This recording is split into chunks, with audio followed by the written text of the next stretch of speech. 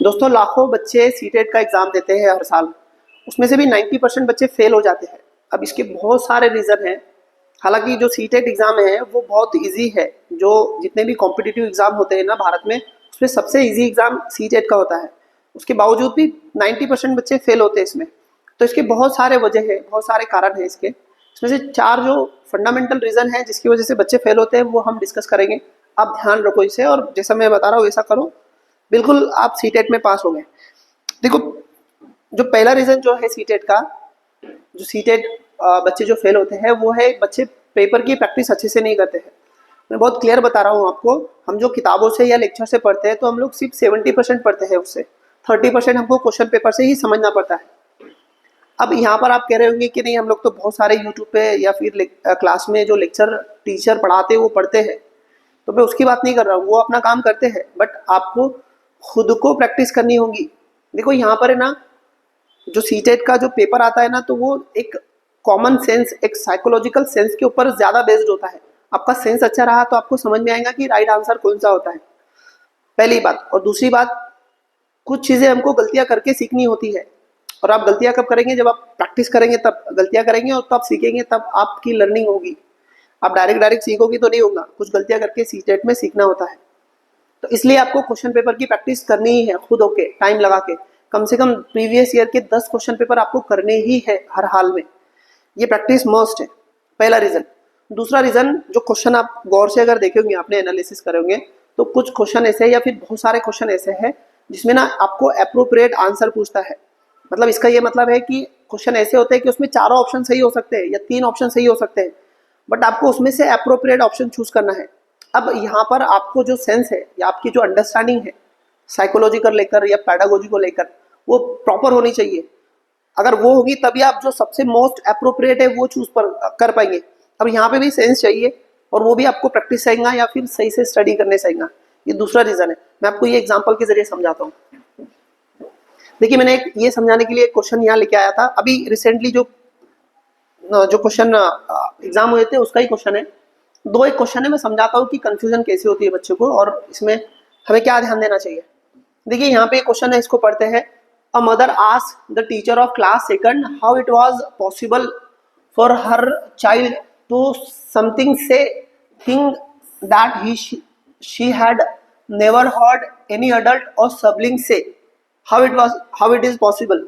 तो ये मदर क्या कर रही है, ये टीचर को बोल रही है कि उनका बच्चा है वो ऐसे अल्फाज बोल रहा है जो उसने कभी सुने नहीं है किसी बड़े से, किसी अडल्ट से, फिर भी वो बोल रहा है।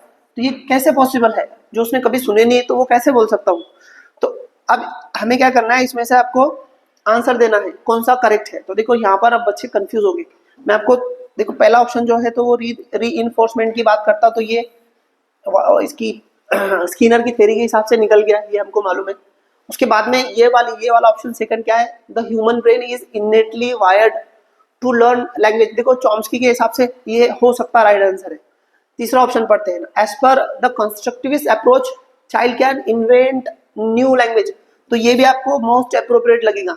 चौथा देखते हैं, children learn language only by imitation. देखो, इमिटेशन में इसलिए न्यू शब्द नहीं सीख सकता, किसी का सुना तो इमिट करेगा। तो ये 2 ऑप्शन तो निकल गए, बट यहाँ पे बच्चे कंफ्यूज होंगे और सोचते बैठेंगे। पहला तो टाइम जाता, और दूसरा 50% चांसेस है कि गलत आंसर हो जाएंगे उसमें। अब ऐसे समय में आपकी जो फंडामेंटल कंसेप्ट है ना, वो प्रैक्टिस और कंसेप्ट अगर क्लियर हो तभी आप मोस्ट अप्रोप्रिएट आंसर चूज करते हैं।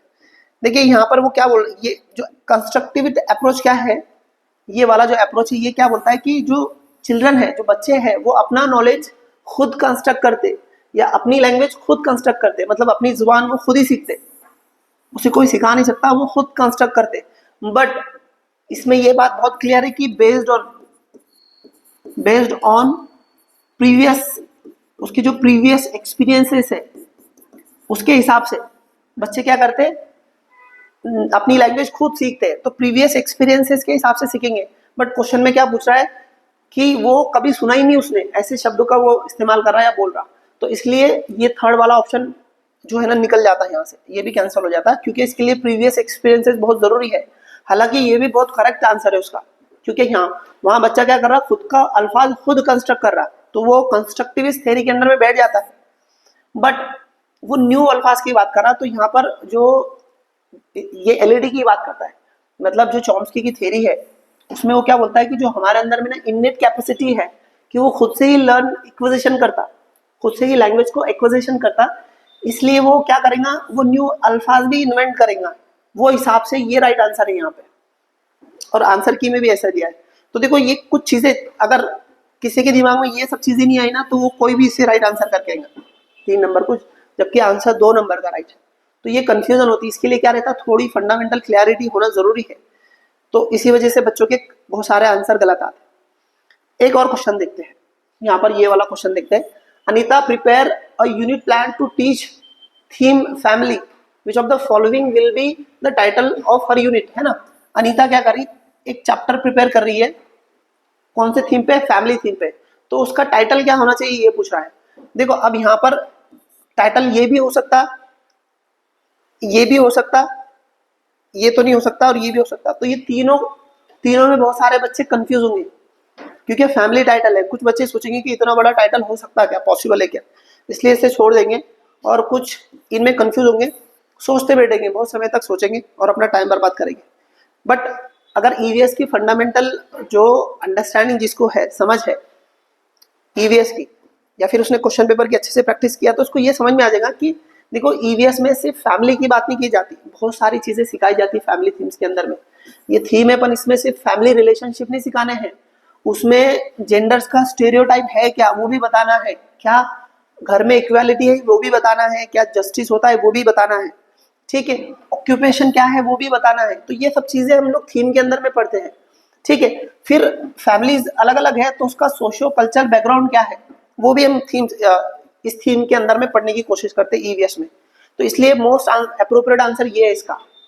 जबकि बच्चे कंफ्यूज होकर ये भी कर रहे होंगे कुछ और कुछ ये भी कर रहे होंगे, ठीक है। तो ये ऐसा होता है बच्चों को, और इसकी वजह से बच्चे फेल होते हैं या मार्क्स नहीं आते। एक क्वेश्चन और देखते हैं। You wanted to encourage hand on activity for the student of EVS. EVS के बच्चों को हमको क्या करना है, हैंड ऑन एक्टिविटी इंकरेज करना है, ठीक है। विच of the following the most appropriate activity, तो इसके लिए सबसे मोस्ट अप्रोप्रिएट एक्टिविटी कौन सी रहेगी। तो बच्चों देखो यहाँ पर है ना, हैंड ऑन एक्टिविटी के बारे में, तो देखो draw the parts of different plants on the chart, तो ये भी एक्टिविटी होगी। उसके बाद में develop an EVS kit from the available material, ये भी एक एक्टिविटी होगी। Map reading from the globe, ये तो एक्टिविटी नहीं होगी। Collecting coin of different countries, तो ये भी एक्टिविटी होगी। तो ये तीनों भी एक्टिविटी है, उसमें से ये एक ऑप्शन निकल जाता। बट क्या पूछ रहा हूँ, हैंड ऑन एक्टिविटी, तो ये तीनों भी हैंड ऑन एक्टिविटी ही है, बट मोस्ट अप्रोप्रिएट क्या है, तो देखो जिसमें वो ज्यादा एक्टिवली इन्वॉल्व है ना, खुद से कुछ चीजें कर रहा है, एक्टिवली इन्वॉल्व है, तो वो कौन सा इसमें से अप्रोप्रिएट है वो समझ में आता। तो देखो यहाँ पे वो खुद किट, ईवीएस की किट तैयार कर रहा, जितने भी मटेरियल अवेलेबल है, तो वो अपना दिमाग लगा रहा, अलग अलग मटेरियल अवेलेबल है उस पर सोच रहा, और पूरा एक एक्टिविटी इन्वॉल्व करके किट्स बना रहा। तो ये वो ज्यादा, मतलब यहाँ पे ज्यादा वो एक्टिवली इन्वॉल्व है, ज्यादा तौर पर इन्वॉल्व है, इसलिए आंसर क्या रहेगा, ये वाला। और बहुत सारे बच्चे फिर कुछ ये भी करके आ जाते हैं, तो यही प्रॉब्लम्स है। तो ये जो अप्रोप्रिएट आंसर आना है ना, इसके लिए क्या करना पड़ेगा आपको, जो कोर अंडरस्टैंडिंग है आपकी, जो अंडरस्टैंडिंग कोर है वो आपकी होनी चाहिए, तभी ऐसे राइट आंसर आपकी क्लियर आते हैं। इसके लिए आप क्वेश्चन पेपर की प्रैक्टिस भी कर सकते हैं, वो भी आपको बहुत हेल्प करेंगे यहाँ पे। तो ये दूसरा रीजन हो गया। तीसरा एक रीजन है, तीसरा रीजन ये है कि कुछ कुछ क्वेश्चन की लेंथ बहुत बड़ी होती है। देखो क्वेश्चन की लेंथ काफी बड़ी होती है, इसमें कोई दो राय नहीं है, पर जैसा वो कॉम्प्रिहेंशन के लिए बहुत आसान होता है, आपके पैसेज की तरह डिफिकल्ट नहीं होता है।